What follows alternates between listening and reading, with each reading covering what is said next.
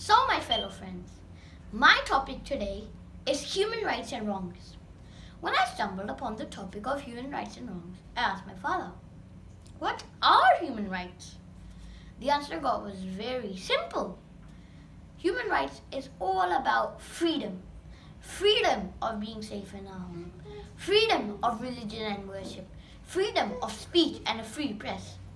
Most importantly, all of us are born with these equal and unchanging rights, regardless of our nationality, our religion, our skin color, or our beliefs. When I did my research, I found a very interesting fact, which I would like to share with all of you. Did you know we children have our own special rights?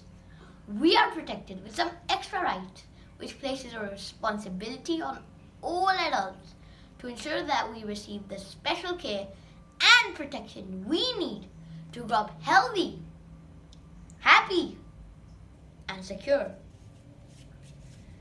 I realized, wow, we are lucky with this force field around us. Did you know these rights were not present 100 years ago? So how did they evolve? To understand the evolution of human rights, let us understand the human wrongs better. Between 1939 to 1945, in World War II, 6 million Jews, including small children of our age and disabled people, were horrifically killed in Germany. These human rights violations, when uncovered, shook the entire world and propelled the human rights onto the global stage. Global governments from across the world committed themselves with a very important body called the United Nations. Senior leaders had serious discussions to help define the Universal Declaration of Human Rights in 1948. So just 70 years before, this remarkable declaration enabled us to respect the fact that we are all born free and equal. We have the right to reject slavery and any activity we are not willing to do. It is our decision as it only affects us. But the parent can still make the decision if the child is still young. We also treat and respect everyone equally. Most importantly, we have the right of inclusive education. So what are the wrongs happening around us? Did you know in some African countries, children are fighting the war with guns in their hands? In Syria, Mexico, and Afghanistan, there have been attacks on schools. In some families, girls cannot even study in schools. We are fortunate that in Australia, government has created high-quality, free public schools. The Australian Human Rights Body focuses that education is directed to the full development of the human personality and strengthens the respect of human rights.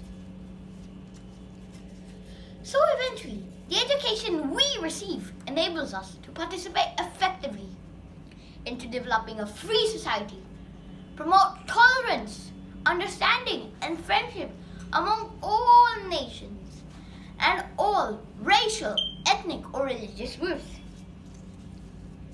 I would like to share a personal experience about a 7-year-old boy named Ritu from India. Ritu's parents owned a small boat where Ritu used to do the cleaning. Ritu had never been to a school before. My grandfather's best friend counseled his father and explained him the rights of education and its benefits. Ritu's parents did not want to part with the extra support they received from Ritu. But when Ritu insisted, they couldn't say no to their own son. After 2 years, Ritu passed his 4th grade exam with flying colors. This success story always brings a smile to my face. So, my fellow friends, as Eleanor Roosevelt said, with freedom comes great responsibility. When we have the rights, we also have the responsibility to make sure others also have these exact same rights.